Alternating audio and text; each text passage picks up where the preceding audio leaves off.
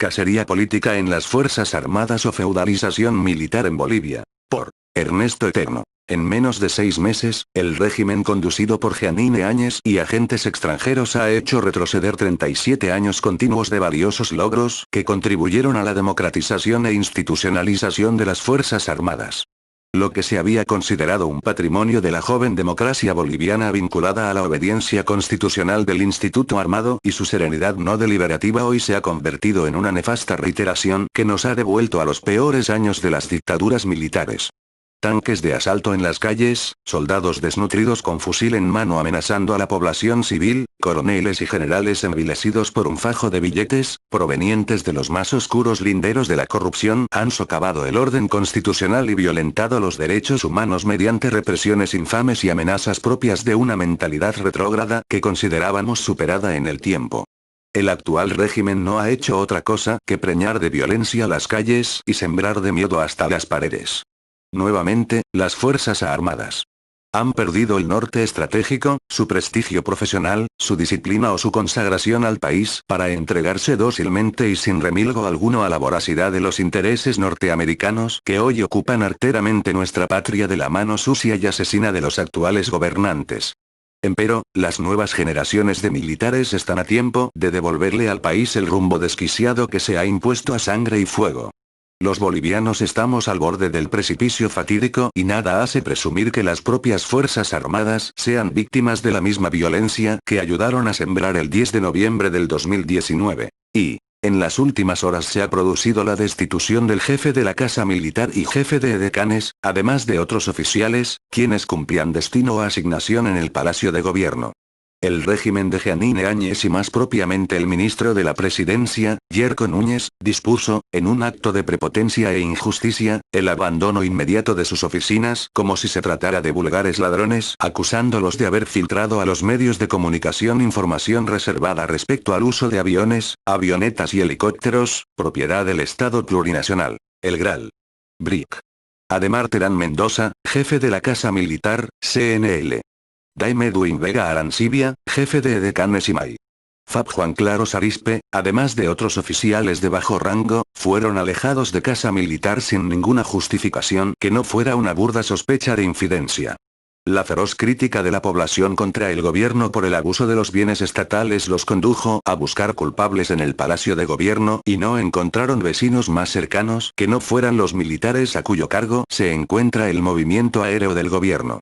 Como acostumbran los políticos de turno, estos buscaron expiar culpas propias en el equipo militar responsable de la seguridad presidencial. Convendrá recordar que en los últimos días se denunció el uso indiscriminado y abusivo de avionetas del Estado por Carolina Rivera, hija de la candidata presidenta quien, abusando de su condición de jefa de la Unidad de Gestión Social de la Presidencia, realizó un viaje privado con el novio y los padres del mismo a la ciudad de Roboré, en procura de disfrutar el fin de semana en las turísticas aguas termales de la comunidad indígena de Aguas Calientes. Sorprendidos por la prensa del lugar y la crítica expresada por el alcalde de Roboré que ignoraba el arribo de la comitiva, el gobierno no tuvo más salida que simular la entrega de insumos y alimentos a familias pobres en un acto por demás montado y grotescamente ejecutado que no disminuyó la intensidad de la condena social. Una segunda denuncia del abuso de los bienes del Estado se produjo cuando la diputada Gina Torres y su hijo fueron trasladados en otra avioneta de la Fuerza Aérea Boliviana, FAB, de la ciudad de Tarija a La Paz, con el argumento de asistir a la sesión de la Asamblea Legislativa presuntamente convocada que nunca se produjo, como lo confirmó la diputada Norma Pierola. A esta última, el gobierno la amenazó por develar la mentira de Gina Torres y poner en evidencia el uso privado de la avioneta.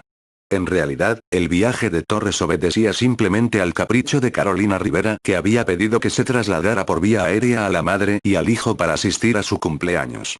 Jeanine Áñez y Carolina Rivera, violando la regla de la cuarentena, lograron reunir en la residencia presidencial de San Jorge a más de una docena de amigos y parientes en torno a la fastuosa celebración. El tercer episodio, tan vergonzoso e indignante como los dos anteriores, fue protagonizado por el ministro de la Presidencia, Yerko Núñez, quien en un arranque de humanitarismo decidió trasladar a la ex Miss Rurrenabaque, Yarakobi Shiraisi, a la ciudad de La Paz con el argumento de que la señorita se encontraba mal de salud.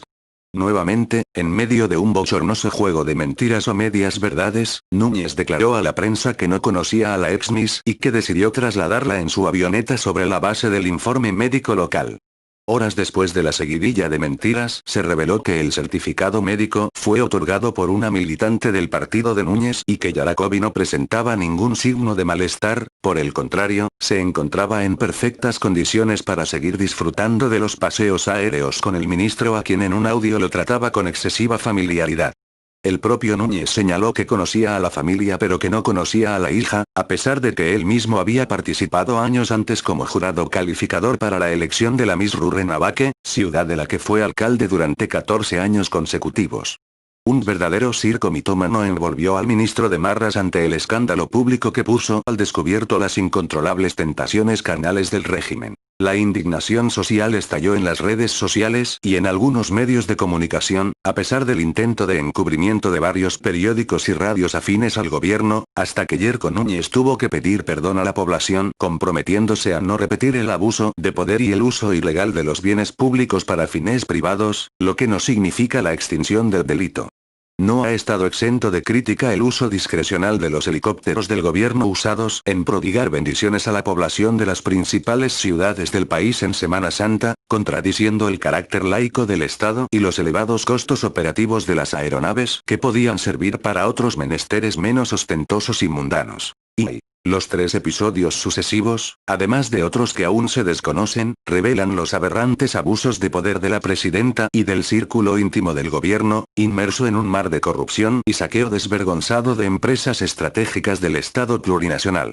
Por otra parte, estos actos bochornosos ocurrieron en medio de la mayor ineptitud del régimen para controlar la pandemia del coronavirus, caracterizada por la caótica gestión del Ministerio de Salud, falta de equipamiento hospitalario, inexistencia de materiales de bioseguridad, protesta generalizada de médicos y enfermeras por la precariedad de las condiciones laborales, carencia de reactivos para las pruebas de diagnóstico y decenas de promesas incumplidas, sumado a la crisis en la gestión de los servicios departamentales de salud que fueron intervenidos por el gobierno sin resultados aparentemente positivos. Estos abusos de poder en relación con los bienes estatales revelan, en primer lugar, una inequívoca conducta de desprecio a las normas administrativas, en segundo lugar, explica una cultura política de despojo inmisericordia de los bienes públicos y tercero, una cuestionable conducta inmoral y desconsiderada con la población que desde hace varias semanas se encuentra confinada en cuarentena. Demuestra también la indolencia respecto a las múltiples necesidades que tiene la población más pobre del país, que hoy sufre hambre, desocupación y una angustiante incertidumbre sobre el futuro inmediato.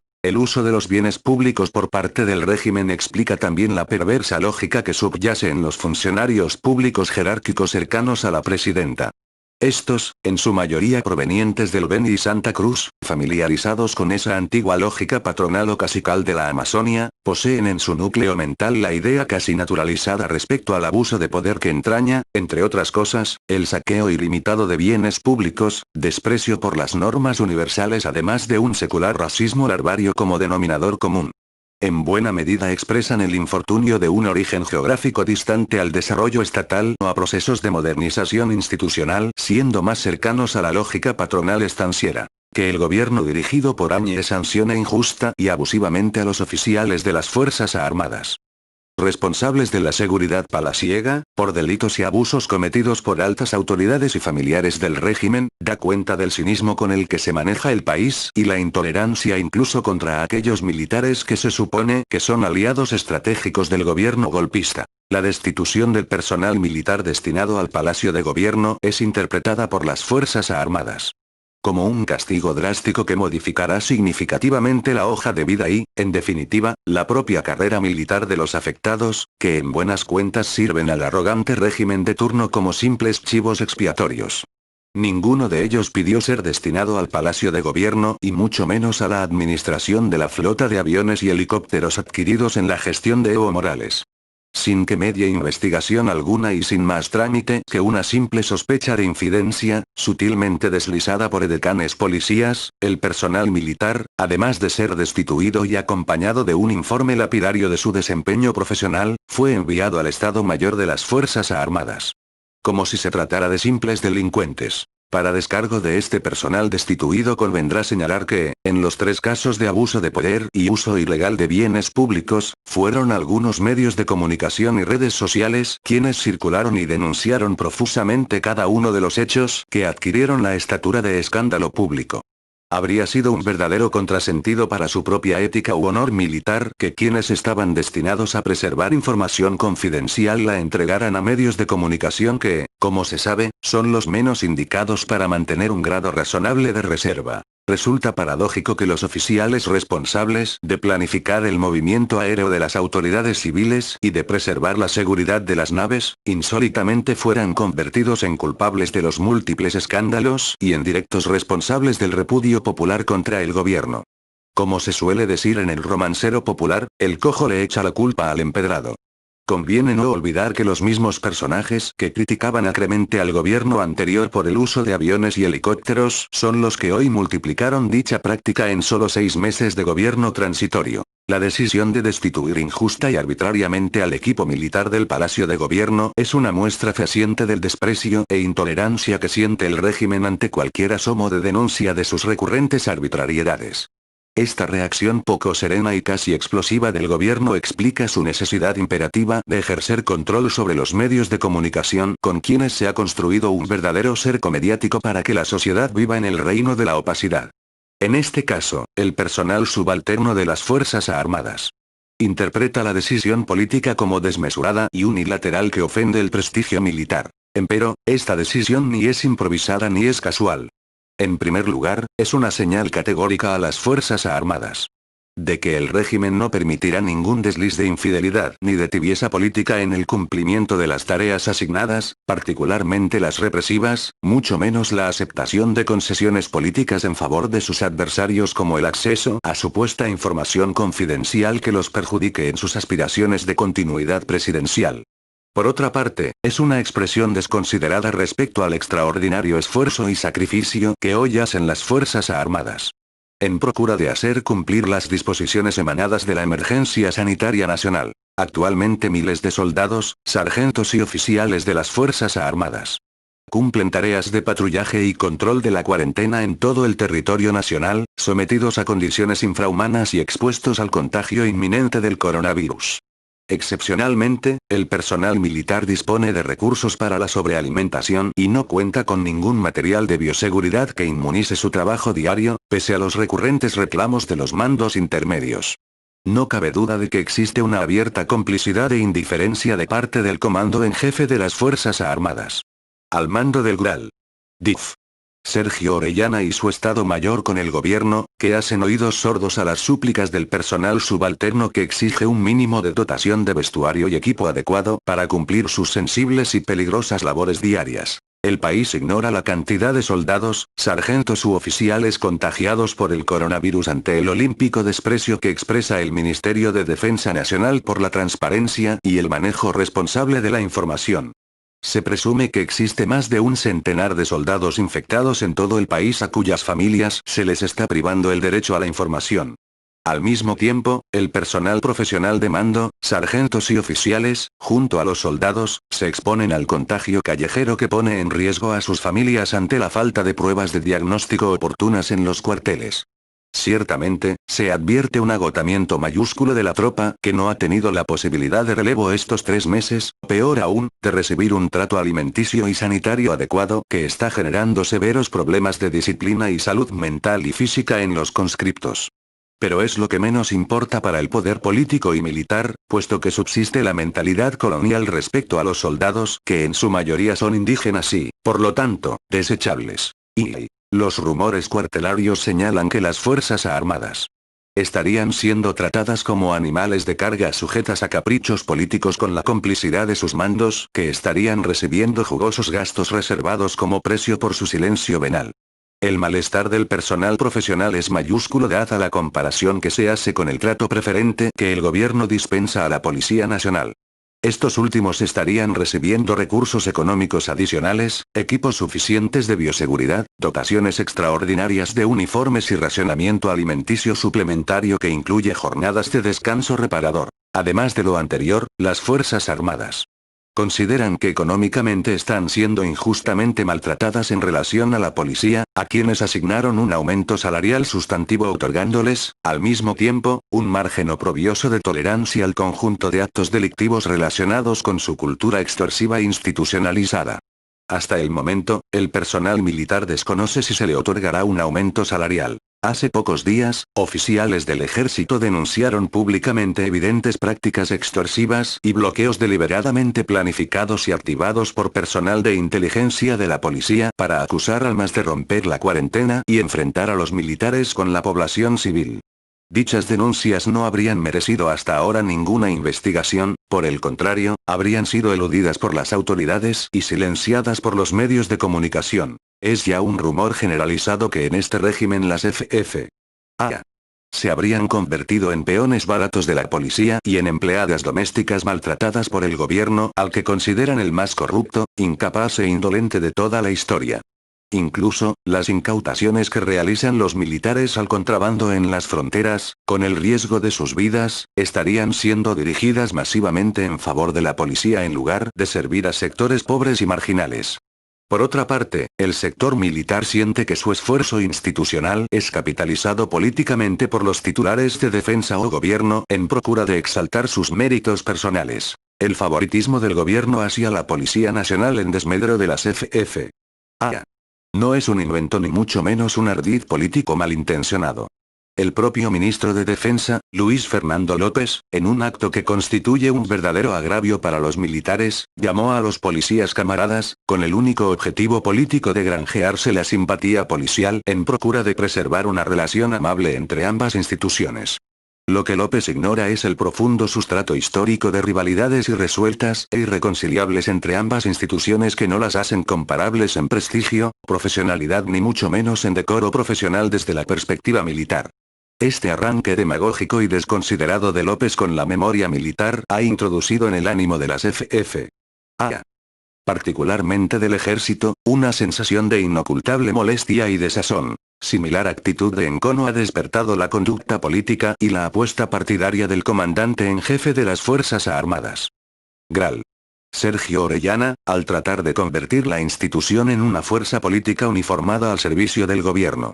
Exigido por el poder político, Orellana se ha encargado escrupulosamente de eludir y encubrir los múltiples altercados entre policías y militares que se producen permanentemente, situación que solo se explica por su adscripción familiar dado que el padre es un viejo oficial de policía. Orellana se ha mostrado solícito a las necesidades represivas del gobierno, incluso por encima de su propia capacidad operativa, lo que dice claramente que su prioridad no es el bienestar de las Fuerzas Armadas, ni su adscripción a las leyes, sino la estabilidad del régimen. La petición gubernamental para que las Fuerzas Armadas participarán en la distribución de bonos en el área rural fue transformada por Orellana en una oportunidad propicia para reforzar su adhesión y fidelidad al gobierno. Propuso que el plan de distribución de bonos sociales se denominara Juntos por Bolivia, usando el mismo color y nombre del partido de gobierno en la documentación oficial de las Fuerzas Armadas. El material impreso para este fin, así como la entrega personalizada de los bonos, tiene como objetivo servir como la mejor estrategia de difusión y socialización del programa del partido gobernante. Mediante este plan, las Fuerzas Armadas desarrollarían una agresiva campaña electoral en el área rural en favor del régimen, llevando a los lugares más inhóspitos la campaña electoral con el nombre de la presidenta.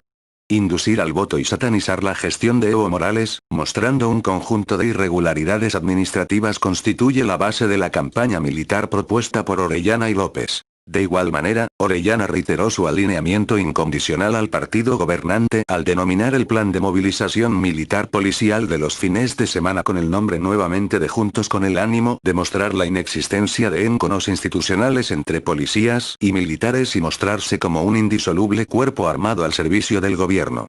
Con el pretexto de motivar a la población durante la cuarentena, el comando en jefe diseñó el plan en el marco de operaciones psicológicas, recomendadas por el Grupo Militar de Estados Unidos,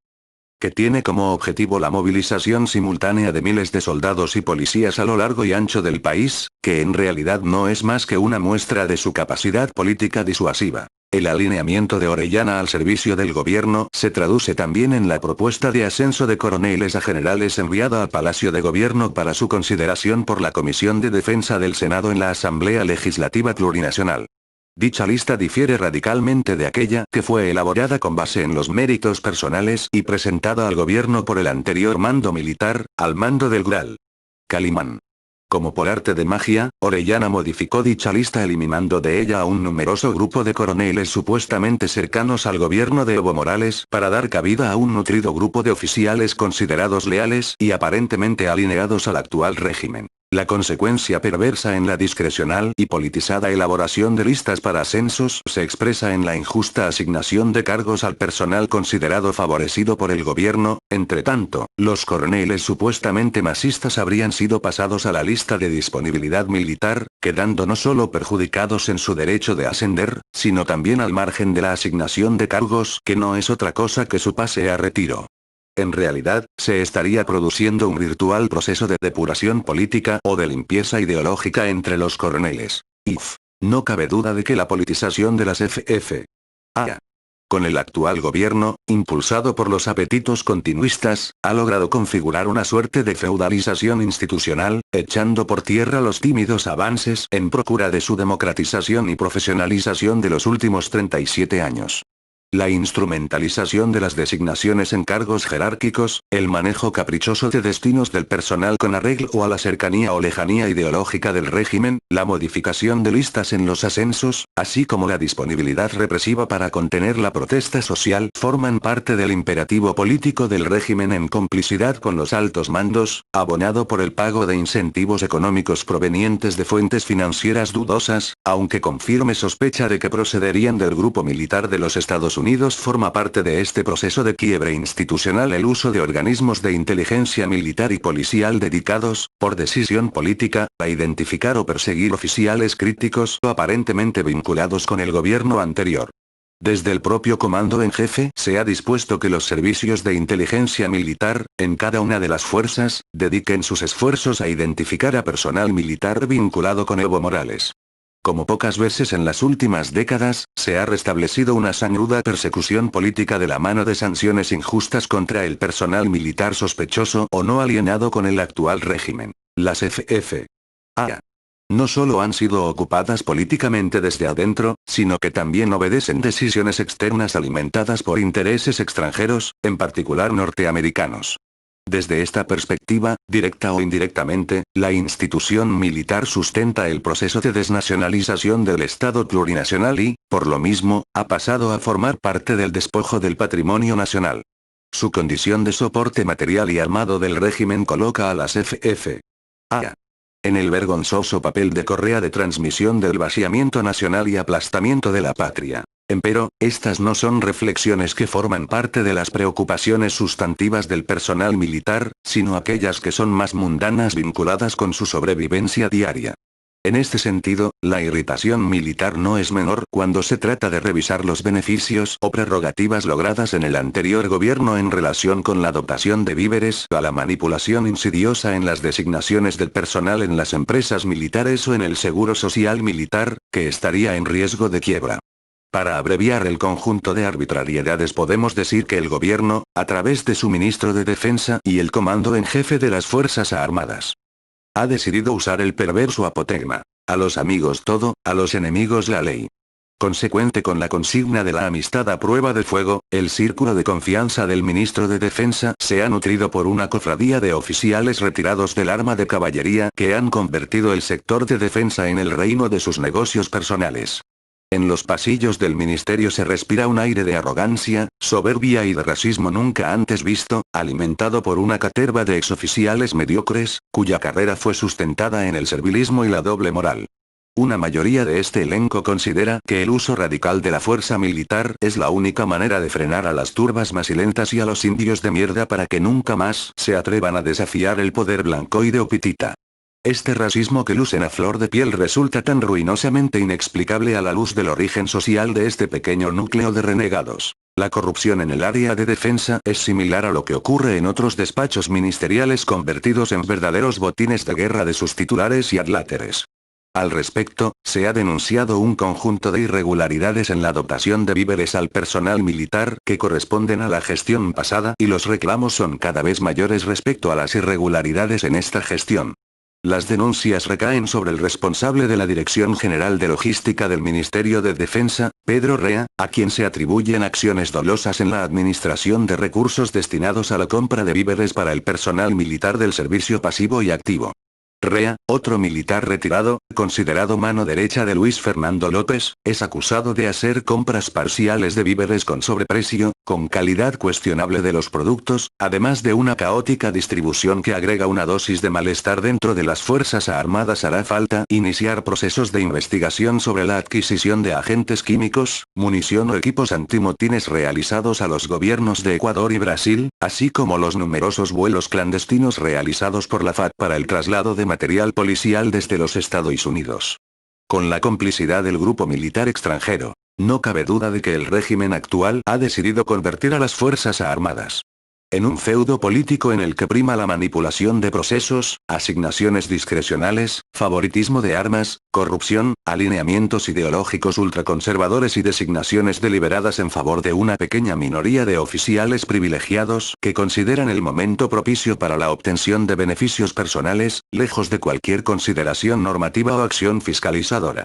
En medio de un malestar general en el que el país está sumergido y que afecta a las propias Fuerzas Armadas.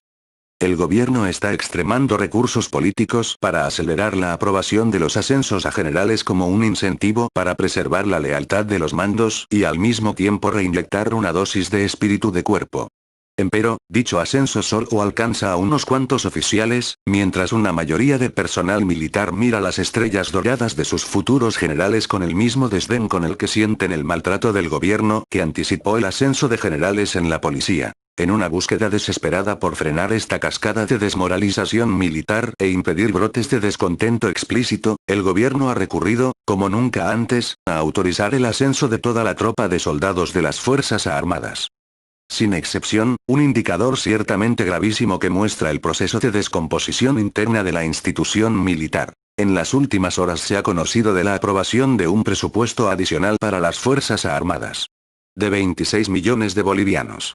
De acuerdo con el Decreto Supremo N. 4230, el gobierno autorizó la contratación directa de obras, bienes y servicios en el territorio nacional o extranjero para efectuar trabajos de mantenimiento de las vías de acceso al sistema de radares, 8.551.456 bolivianos, y asignó recursos para la alimentación, socorro y movilización o desmovilización de soldados y marineros, 17.674.913 millones de bolivianos, de las Fuerzas Armadas. No queda la menor duda de que el régimen empieza a mostrar un cuerpo político tembloroso y con ánimo abatido ante el conjunto de protestas y amenazas de sectores sociales y empresariales gravemente afectados por la crisis económica que empiezan a crispar la situación política del país.